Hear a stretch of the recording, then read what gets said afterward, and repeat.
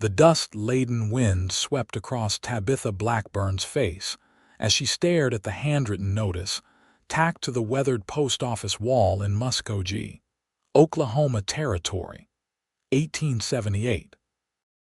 Her hands trembled as she read the words, seeking information on the whereabouts of Miss Tabitha Blackburn, formerly of Savannah, Georgia.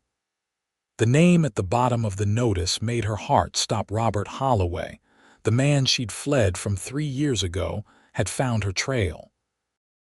Tabitha quickly tore down the notice, crumpling it into her pocket before anyone else could see. The life she'd carefully constructed in this frontier town, the respect she'd earned as the schoolteacher, the safety she'd created for her younger sister and ailing father, all of it could unravel with this single piece of paper. "Miss Blackburn, are you feeling well?" The deep voice startled her, and she whirled around to find Isaac Xavier watching her with concerned eyes. The tall cowboy removed his hat, revealing sun-streaked brown hair as he stepped closer. "You've gone pale as a ghost." "I'm quite well, Mr. Xavier," she said, forcing a smile. "Just a touch of the heat, I suspect." Isaac Xavier wasn't fooled.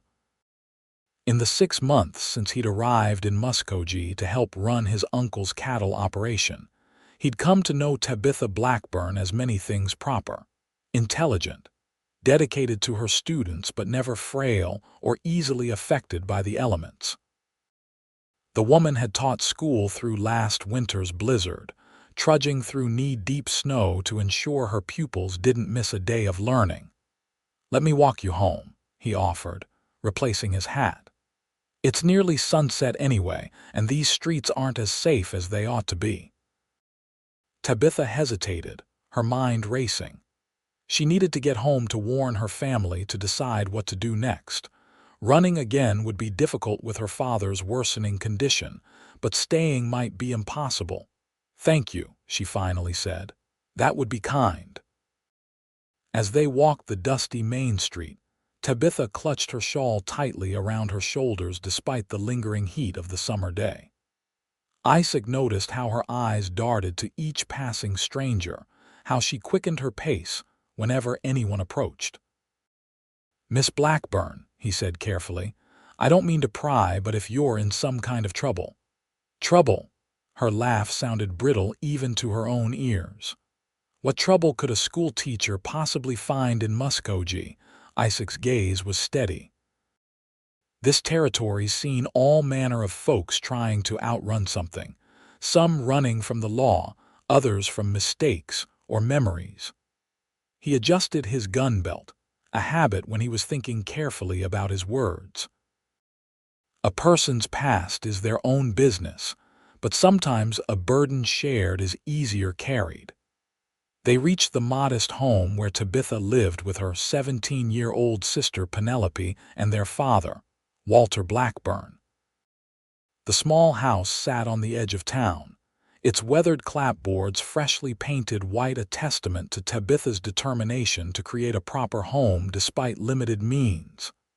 "Thank you for your company, Mr. Xavier," she said formally, her hand on the gate. "Please don't concern yourself with my welfare. I assure you everything is fine." Isaac tipped his hat. "If you say so, Miss Blackburn, but my offer stands. If you need help, you need only ask." Tabitha watched him walk away, his tall figure silhouetted against the setting sun.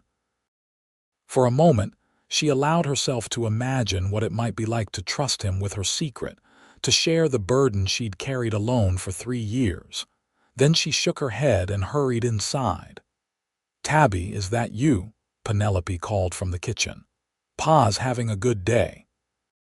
"He's been sitting up and talking about—" She appeared in the doorway, her smile fading as she saw her sister's expression. "What's happened?" Tabitha pulled the crumpled notice from her pocket. "Robert's looking for us." Penelope's face drained of color.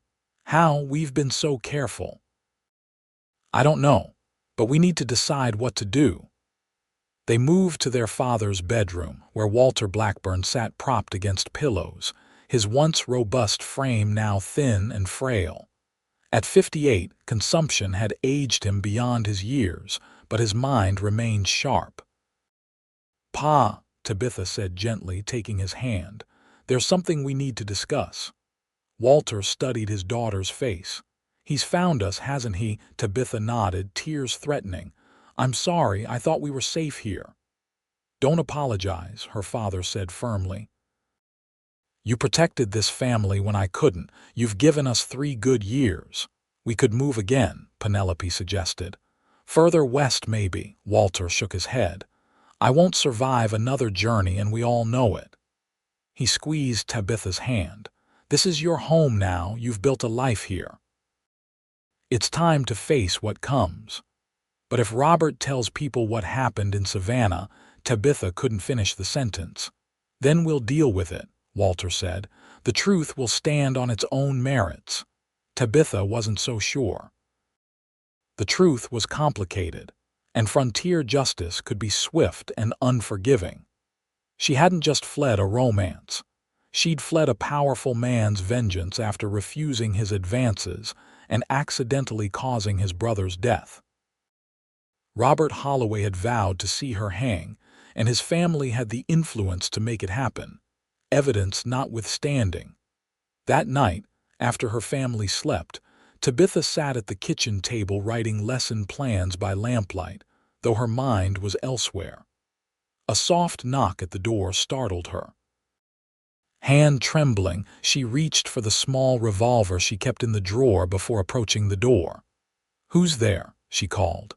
"Isaac Xavier, Miss Blackburn. I apologize for the late hour." Confused, she opened the door a crack.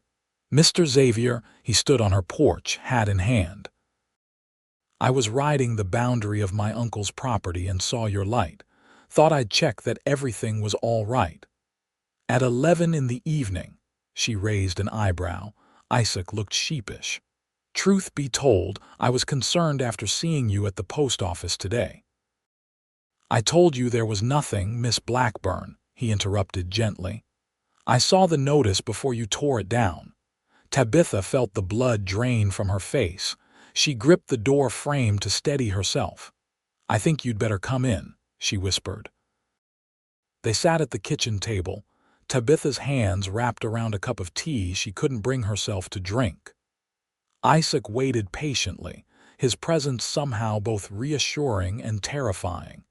"If he knew about the notice, who else might have seen it? How much do you know?" she finally asked. "Only that someone from Georgia is looking for you," he replied, "and that it frightened you enough to tear down the notice." Tabitha stared into her tea. "It's a long story, Mr. Xavier. I have time." She studied him, this cowboy who'd arrived in Muskogee 6 months ago with little fanfare. Isaac Xavier kept largely to himself, working his uncle's cattle, occasionally joining the men for a drink at the saloon but never causing trouble. He was respected for his fair dealings and skill with horses. His quiet competence had drawn Tabitha's attention from the start, though she'd never allowed herself to acknowledge it. "Why would you help me?" she asked. "You barely know me." "I know enough," he said simply. "I know you stay after school to help the Carson boy with his reading, because his father thinks education is wasted on a child who'll just work the farm. I know you give food from your own table to the widow Johnson and her children. I know you're the kind of person who deserves the benefit of doubt." His words warmed something in Tabitha that had been cold for a very long time. Still, trust didn't come easily. "I'm sorry, Mr. Xavier. I appreciate your concern, but this is a private family matter." Isaac nodded, rising to his feet. "I understand. But Miss Blackburn, whatever trouble you're in, it doesn't have to be faced alone." He reached into his pocket and pulled out a folded paper.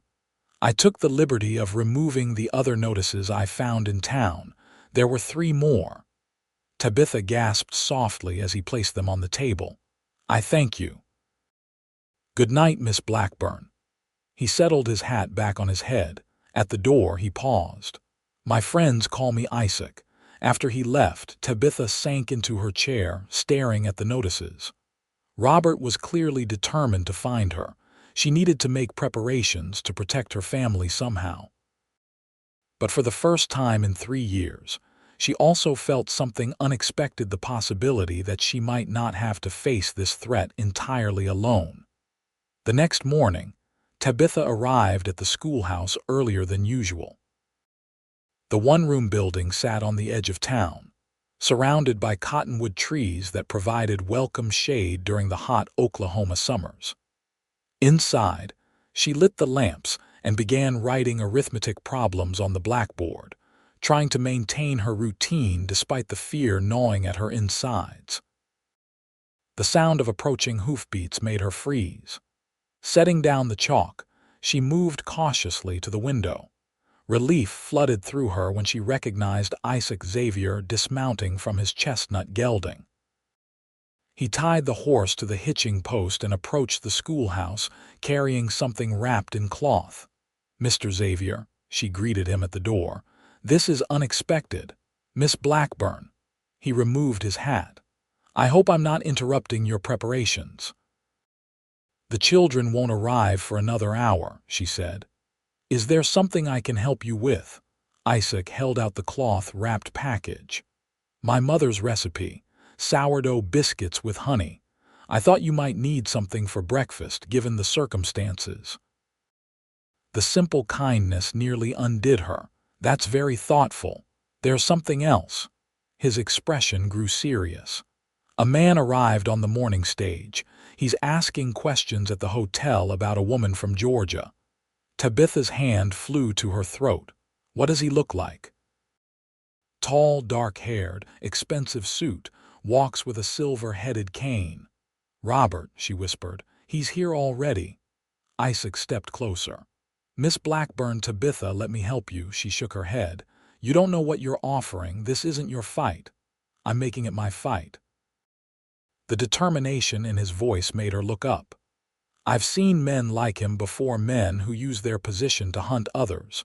Whatever he wants from you, he's not the kind who takes no for an answer." "No," she agreed softly. "He's not." Isaac hesitated, then gently placed his hands on her shoulders. "You can tell me everything. Whatever it is, it can't be as bad as facing it alone." Their eyes met, and Tabitha felt a strange certainty. This man, this cowboy who had entered her life so unexpectedly, would not judge her harshly. Still, the words stuck in her throat. "My students will be here soon," she said. Isaac nodded. "After school, then. I'll come to your home at 4. He turned to leave, then paused. "Lock the door behind me. If he comes here, don't let him in. Send one of the children for Sheriff Bradley." After he left, Tabitha tried to eat one of the biscuits, but her appetite had fled. She moved through the school day in a fog, her mind constantly straying to the window, expecting to see Robert Holloway's imposing figure approaching. The children sensed her distraction, exchanging confused glances when she lost her place during reading lessons, or failed to notice Tommy Baker throwing spitballs at Mary Thompson. When she finally dismissed the class at 3, Tabitha sank into her chair, exhausted from maintaining a facade of normalcy. She gathered her books and papers, locked the schoolhouse, and hurried home, constantly looking over her shoulder. She found Penelope in the kitchen preparing a stew for dinner. "Pa had another coughing spell," her sister reported. "I gave him the laudanum. He's sleeping now." Tabitha nodded, setting down her materials. "Penny, Mr. Xavier is coming at 4. He knows about the notices." "And Robert is in town." Penelope's eyes widened. "Here, already." She wiped her hands on her apron. "What do we do?" "I don't know. Mr. Xavier wants to help, but can we trust him?" Tabitha considered the question. "I think so, yes." "Then tell him the truth," Penelope said simply. "All of it. We need allies, Tabby." Isaac arrived punctually at 4, having changed from his work clothes into a clean shirt and vest. Walter had awakened and insisted on joining them in the small parlor, settled in his armchair with a blanket over his legs despite the summer heat. "Mr. Xavier," Walter greeted him, "my daughters tell me you've taken an interest in our situation." "Sir." Isaac shook the older man's hand. "I hope I haven't overstepped." "That depends on your intentions," Walter replied, studying him carefully. "Are you the type of man who stands by his word?" "I'd like to think so," Isaac said. "My father taught me that a man's word and his backbone should be equally straight." Walter nodded, apparently satisfied. "Then sit down and hear what my daughter has to say." Tabitha took a deep breath, clasping her hands tightly in her lap. "Before I begin, Mr. Xavier, you should understand that by involving yourself, you may be putting yourself in danger." "I understand," he said quietly. She nodded, gathering her courage. 3 years ago, we lived in Savannah, Georgia. My father was a professor at the ladies' seminary there, and I worked as his assistant. We were comfortable, respected. She looked down at her hands. Robert Holloway was from one of Savannah's oldest families. They owned shipping companies, warehouses, half the docks. Robert had recently returned from law school up north and joined his father's business. Isaac listened intently as she continued. "We met at a charity event for the seminary. He was charming, well-spoken. He began calling at our home, bringing gifts. At first I was flattered by his attention, a man of his standing interested in a professor's daughter." She shook her head. "But then I began to notice things. How he spoke to servants, how he expected immediate compliance with his wishes. His temper when contradicted. He asked to court her formally," Walter interjected. "I had reservations but gave my permission. In our position, it seemed unwise to refuse the Holloways outright." Tabitha nodded. "I tried to let him down gently to suggest we weren't suited. He refused to accept it. The gifts became more lavish, his visits more frequent.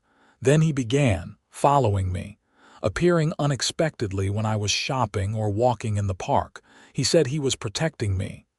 "Sounds like obsession, not affection," Isaac observed. "Yes." "Finally, I told him plainly that I wouldn't marry him, that his attentions were unwelcome." Tabitha's voice faltered. "He became angry, said I'd led him on, made him a laughingstock. He grabbed my arm," she touched her wrist unconsciously. "His brother Charles came upon us. He tried to intervene, to pull Robert away. There was a struggle. We were near the river landing. Charles fell, hit his head on the moorings. The room was silent except for the ticking of the clock." "He died?" Isaac asked gently. Tabitha nodded, tears in her eyes. "Instantly." Robert was beside himself, first with grief, then with rage. "He said I'd caused it, that I'd murdered his brother. He swore he'd see me hang." She wiped her eyes. "The constable initially believed it was an accident, but Robert's family had influence. They began to suggest I'd deliberately lured Charles to the dock, that we were having an affair and I killed him when he threatened to tell Robert." "It was a lie," Penelope said fiercely. "Tabby barely knew Charles Holloway. But people began to believe it," Tabitha continued. "Neighbors who'd known us for years suddenly wouldn't meet our eyes. Father lost his position at the seminary. Then we heard they were preparing to arrest me for murder." Walter leaned forward. "I'd saved a little money. We left that night just what we could carry. Traveled by train as far west as we could, then by stagecoach. Changed our name along the way from Bennett to Blackburn. Eventually settled here where no one knew us." "And you've been looking over your shoulder ever since," Isaac concluded. "Yes," Tabitha admitted. "I knew Robert wouldn't forget. His pride wouldn't allow it. The Holloways don't forgive perceived slights, and in his mind I destroyed his family." "So now he's found you," Isaac said, "and you believe he's come to drag you back to Georgia to stand trial. Or worse," she whispered. "Robert doesn't always concern himself with legal niceties. He might simply want revenge." Isaac was silent for a long moment, processing everything he'd heard. Finally, he looked up, meeting Tabitha's anxious gaze. "I believe you," he he said simply. Those 3 words nearly broke her composure. For 3 years, she'd lived with the fear that no one would believe her version of events if the truth ever came out. "Thank you," she whispered. "What do you intend to do?" Walter asked. Isaac considered the question. "First, we need to understand exactly what he's after. If it's a legal matter, there are proper channels. Oklahoma territory isn't Georgia. He can't simply demand your arrest without evidence." "And if he's after something else?" Penelope asked. "Then we make sure he doesn't get it," Isaac said firmly. "Miss Blackburn, have you told anyone else in town about your past?" She shook her head. "Only Sheriff Bradley knows we came from Georgia, but not the circumstances. We told everyone else we were from Virginia originally." "Good. For now, continue as normal. I'll find out what Holloway is telling people." Isaac rose to his feet. "Try not to worry. You're not alone in this anymore." After Isaac left, Tabitha helped her father back to bed. "Do you think we can trust him, Pa?" she asked, adjusting his pillows. "I do," Walter said. "That young man has honest eyes, and he looks at you the way a man should look at a woman he respects." "Pa," Tabitha felt herself blushing. "Mr. Xavier is simply being kind." Walter smiled knowingly. "If you say so, my dear." The next morning, Tabitha was sweeping the schoolhouse steps when a fine carriage pulled up outside. Her heart seemed to stop as Robert Holloway himself stepped down, resplendent in a tailored suit, his silver-headed cane gleaming in the morning sunlight. "Tabitha," he said, as if they'd parted only yesterday, "you're looking well. Country life evidently agrees with you." She gripped the broom handle tightly. "What do you want, Robert? Is that any way to greet an old friend?" He climbed the steps, standing too close. "I've been looking for you for a very long time." "We are not friends," she said coldly. "Please leave. My students will be arriving soon." "Ah yes, the school teacher, how perfectly respectable." His smile didn't reach his eyes. "I wonder what these good people would think if they knew you were a fugitive from justice." "There was no justice in what you tried to do to me," she replied. "Charles's death was an accident, one you caused." Robert's expression hardened. "My brother would be alive if not for you." "Your brother was trying to protect me from you," she countered. "He saw what you truly are." Robert stepped closer, lowering his voice. "I've built a life here, Robert. People know me, respect me. If you try to destroy that with your lies, your life," he interrupted, anger flashing in his eyes. "What about mine? Do you know what happened after you ran? The scandal nearly ruined my family's business. My father died 6 months later of shame, the doctors said." For a moment, Tabitha felt a flicker of sympathy. "I'm sorry about your father, truly. But I won't apologize for protecting myself and my family from your vendetta." "I loved you," he said, his voice suddenly raw. "I would have given you everything, except the right to say no." She met his gaze steadily. "That's not love, Robert, it's possession." He studied her for a long moment. "You've changed." The Tabitha I knew was softer, more pliable. 3 years of running will harden anyone," she replied. "What do you want from me? Why come all this way?" Robert straightened his jacket. "Justice, of course. I want you to return to Savannah voluntarily to face the consequences of your actions. And if I refuse, then I'll be forced to speak with the local sheriff. I have sworn affidavits from witnesses placing you at the scene of Charles's death, attesting to your relationship with my brother." He smiled thinly. "The territorial governor is a personal friend of my uncle's. Extradition can be arranged quite easily." Tabitha felt cold despite the morning warmth. "You're still lying after all this time." "Think about it," Robert said, turning to leave. "You have until tomorrow to decide. For your father's sake, I hope you choose wisely. Prison would be a terrible place for an ailing man to spend his final days as an accessory." He descended the steps, then paused. "Oh, and Tabitha, I noticed you've caught the attention of that cowboy Xavier, isn't it? I'd hate for him to become entangled in your troubles. These frontier types can be so impulsively chivalrous." The threat in his voice was unmistakable. As Robert's carriage pulled away, Tabitha sank onto the schoolhouse steps, trembling. She'd known he was dangerous, but she'd forgotten how skillfully he could wield threats, how completely he believed in his right to control her. Throughout the school day, she found herself glancing nervously at the door, expecting Robert to return. By the time she dismissed the children, her nerves were frayed to breaking. She hurried toward home, only to find Isaac waiting for her at the crossroads. "He came to the school," she said without preamble. "He threatened my father and you." Isaac's expression darkened. "Tell me exactly what he said." As they walked, Tabitha recounted her conversation with Robert, including his ultimatum. Isaac listened intently, his jaw tightening at the mention of the affidavits. "False witnesses can be challenged," he said when she finished. "If it comes to that."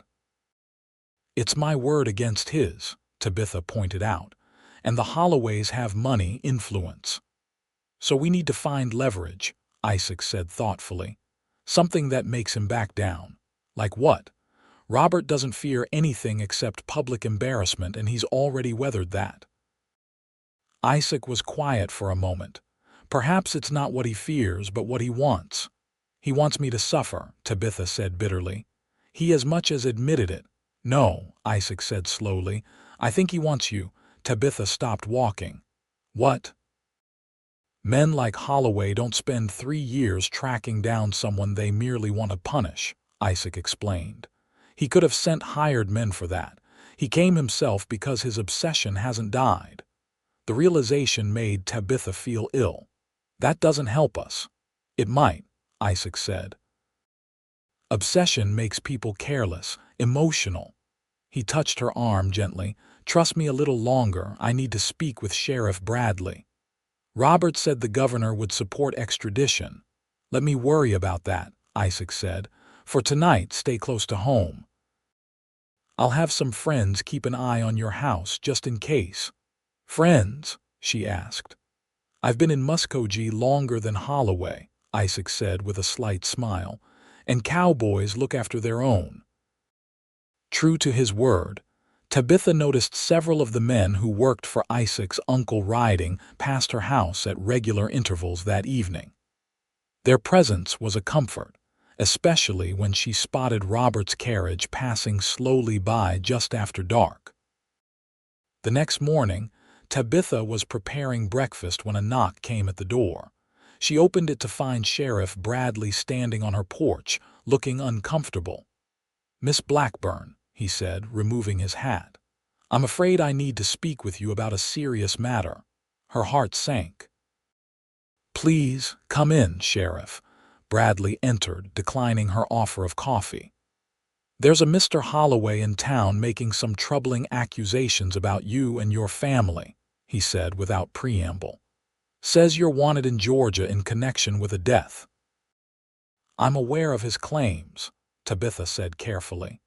"He's demanding I detain you until arrangements can be made to return you to Georgia." The sheriff studied her face. "Now, I've known you for 3 years, Miss Blackburn.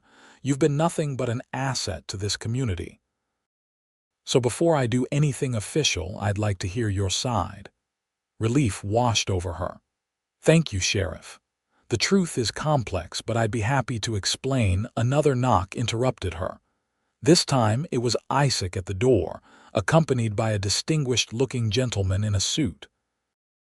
"Miss Blackburn," Isaac said, "this is Judge Harmon Crawford from the Territorial Court. He'd like to speak with you as well." Tabitha's confusion must have shown on her face because Isaac added quietly, "Judge Crawford is my mother's cousin. I telegraphed him yesterday." Judge Crawford proved to be a godsend. After hearing Tabitha's full story, he examined the evidence. Robert had presented to Sheriff Bradley copies of affidavits that, to the judge's experienced eye, showed multiple inconsistencies. These wouldn't stand up in any proper court, Crawford declared. The witnesses contradict each other on key points, and several statements appear to have been altered after signing. He looked at Tabitha kindly. "My dear, I believe you've been the victim of a calculated persecution." "What about the extradition request?" Sheriff Bradley asked. "There isn't one," the judge said. "I checked with the governor's office before coming here. Mr. Holloway has made no official filing. He's been bluffing, hoping to intimidate Miss Blackburn into returning voluntarily." "Can he file one?" Tabitha asked anxiously. "He can try," Crawford allowed. "But without credible evidence, it won't get far, and if he does, I'll ensure you have proper representation." He patted her hand. "My wife taught school for 30 years. I have a soft spot for educators." After the judge and sheriff departed, Tabitha turned to Isaac, tears of gratitude in her eyes. "How can I ever thank you?" "Don't thank me yet," he warned. "This won't stop Holloway.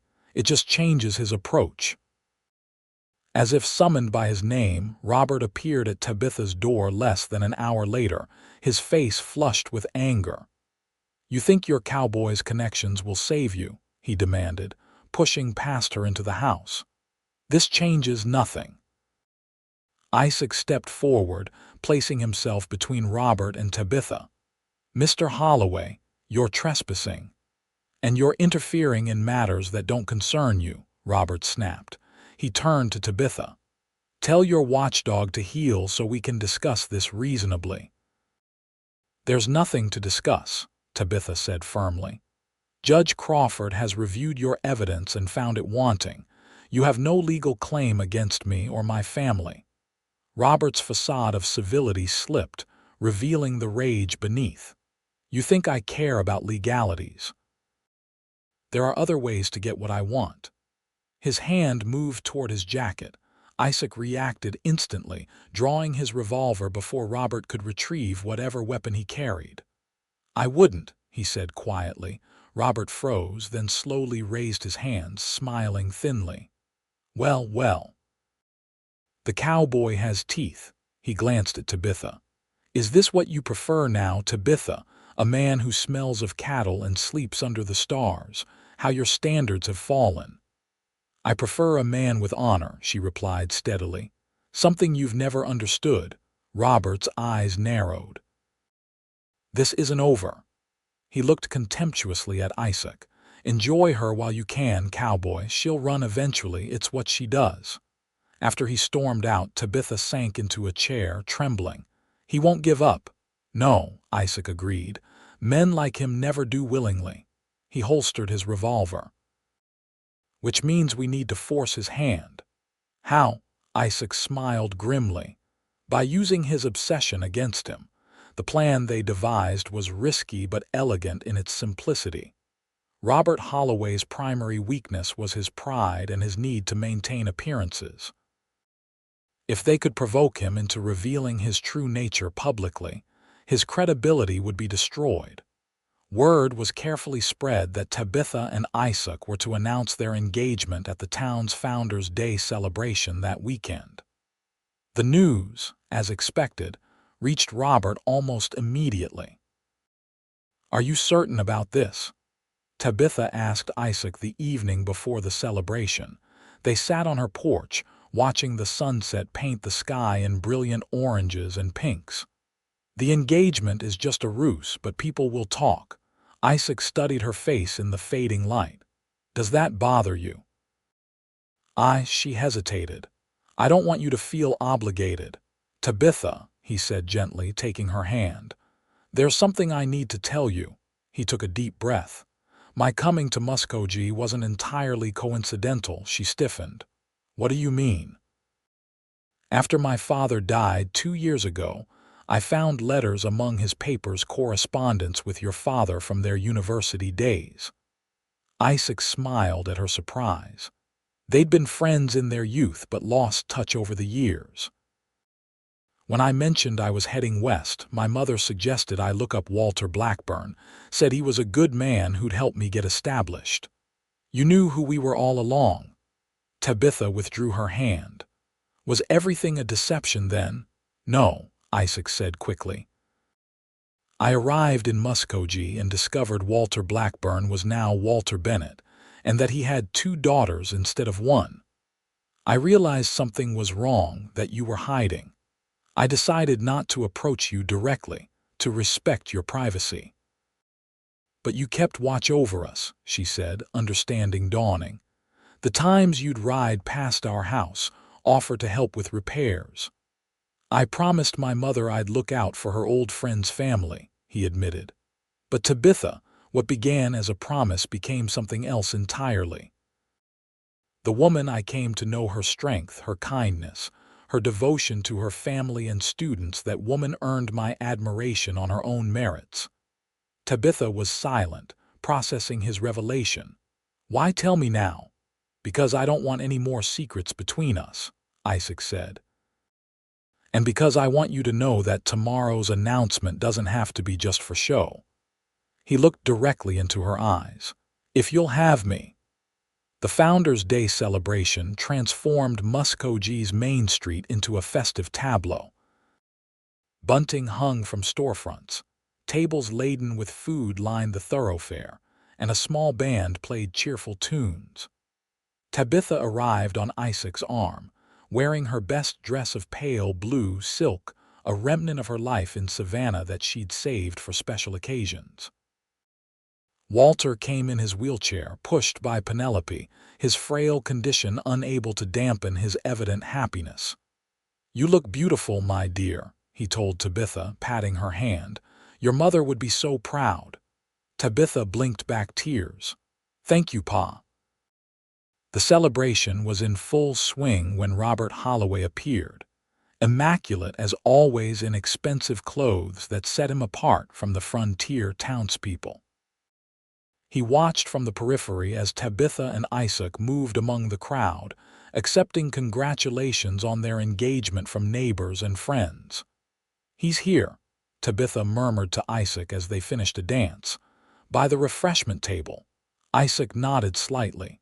"Ready?" She took a deep breath. "Yes." Mayor Williams had just called for attention to make announcements when Isaac led Tabitha to the center of the gathering. As planned, he asked the mayor for permission to share their news. "Friends," Isaac called out, his voice carrying across the crowd. "Miss Blackburn has done me the great honor of agreeing to become my wife." Cheers and applause erupted. Tabitha smiled, playing her part, though her eyes constantly darted to where Robert stood, his expression darkening. "We plan to marry in the spring," Isaac continued. "And we hope you'll all." "She's lying to you all." Robert's voice cut through the celebration like a knife. He strode forward, cane striking the ground forcefully with each step. "That woman is Tabitha Bennett, wanted for murder in Savannah, Georgia." A shocked murmur ran through the crowd. Tabitha felt Isaac's hand tighten reassuringly on hers. "Mr. Holloway," Isaac said calmly, "you've made these accusations before. Judge Crawford has already determined they lack merit." "Crawford is your relative," Robert sneered. "Hardly impartial."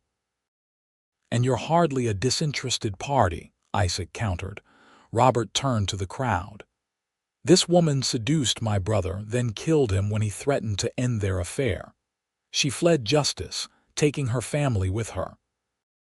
For 3 years, I've searched for her to ensure she faces the consequences of her actions." Sheriff Bradley stepped forward. "Mr. Holloway, I've reviewed your evidence and found it unconvincing." "Of course you have," Robert said dismissively.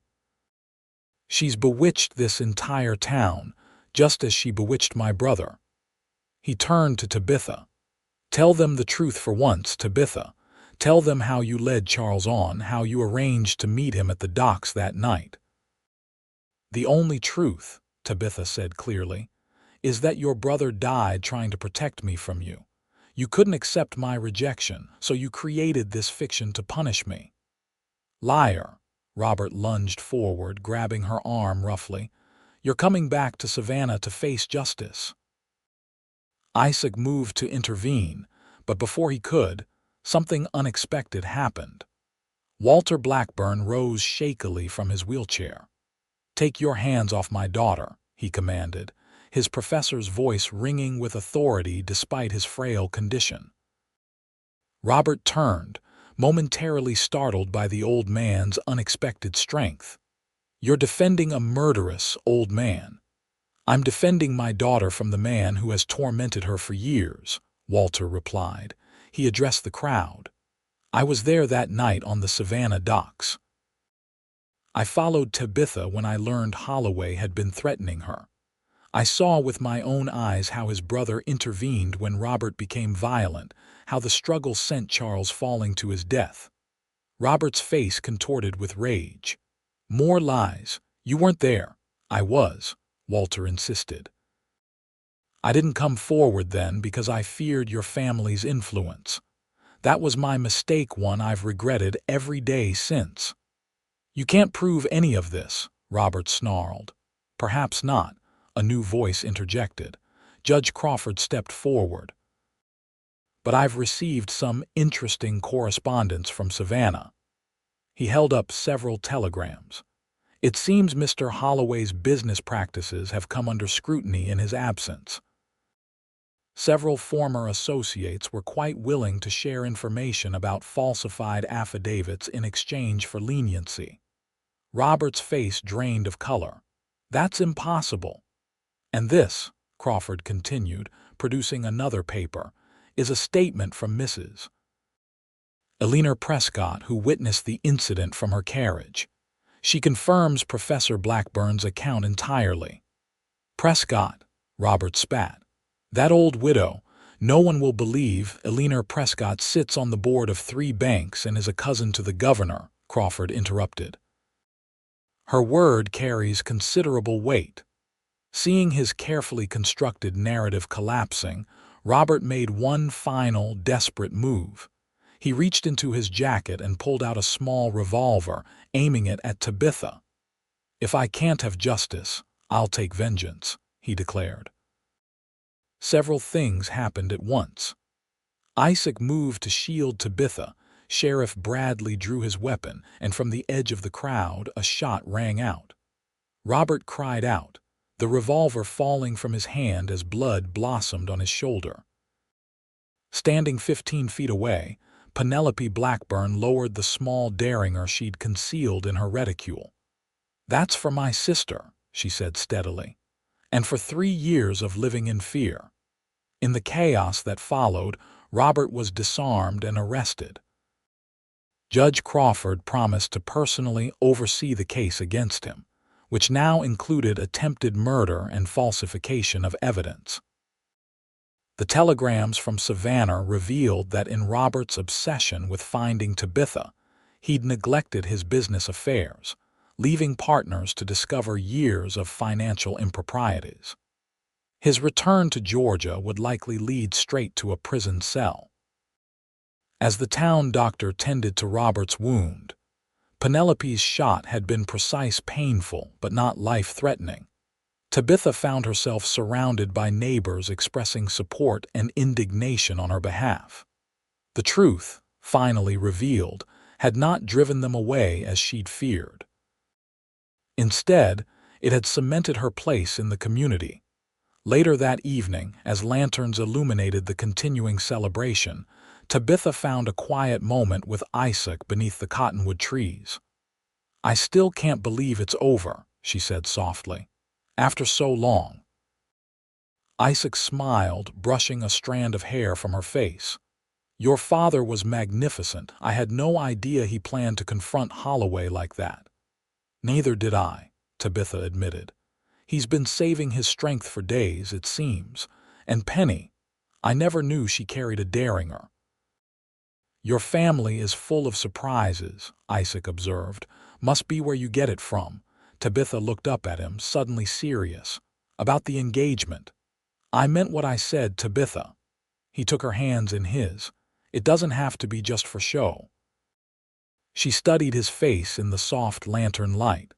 "When did you know that it was more than a promise to your mother?" "The first time I saw you stand up to the town council when they wanted to cut the school budget," he said without hesitation. "You were so passionate, so determined." "I thought to myself, there's a woman who knows what matters," he smiled. "Though I admit I found you beautiful from the start." Tabitha felt a blush warming her cheeks. "I noticed you too, I just didn't allow myself to acknowledge it." "And now?" Isaac asked, his voice gentle. Instead of answering with words, Tabitha rose on tiptoe and pressed her lips to his. The kiss was tentative at first, then deepened as Isaac drew her closer. When they finally parted, both slightly breathless, Isaac rested his forehead against hers. "I take it that's a yes." Tabitha laughed, feeling lighter than she had in years. "Yes, Isaac Xavier, that's very definitely a yes." The spring wedding of Isaac Xavier and Tabitha Blackburn became the social event of the year in Muskogee. Walter Blackburn insisted on standing to give away his daughter, supported by Penelope on one side and a cane on the other. Judge Crawford officiated, having become a friend of the family during Robert Holloway's trial, which had ended with his imprisonment for multiple offenses. Isaac's uncle gave them a parcel of land as a wedding gift, where they built a spacious house with room for Walter and Penelope. Though the consumption continued to weaken him, Walter rallied enough to see the birth of his first grandchild, a boy they named William Walter Xavier, before peacefully passing in his sleep a year after the wedding. Penelope, emboldened by her actions at the Founders' Day celebration, began studying medicine with Dr. Morgan and eventually became his assistant, specializing in women's and children's health. Her derringer remained in her medical bag, a reminder of the day she'd found her courage. Tabitha continued teaching until the school board appointed her headmistress of Muskogee's new expanded school. Under her leadership, it became known as one of the finest educational institutions in the territory. And on quiet evenings, when the children were asleep and the day's work done, Tabitha and Isaac would sit on their porch watching the sunset, marveling at how a past she tried to outrun had ultimately led her to a future beyond her dreams. "You ever regret it?" Isaac asked one such evening 5 years into their marriage. "Settling here, choosing this life." Tabitha smiled, resting her head on his shoulder as their second child, a daughter named Elizabeth, slept in her arms. "How could I regret the path that led me to you?" Isaac pressed a kiss to her temple. "I'm glad you finally told me everything." "So am I," she whispered. "So am I." In the distance, the sun sank below the horizon, painting the Oklahoma sky in brilliant hues of gold and crimson, a fitting backdrop for a love that had emerged from shadows into light, proving that even the darkest secrets couldn't stand against the power of truth, courage, and a heart willing to trust again.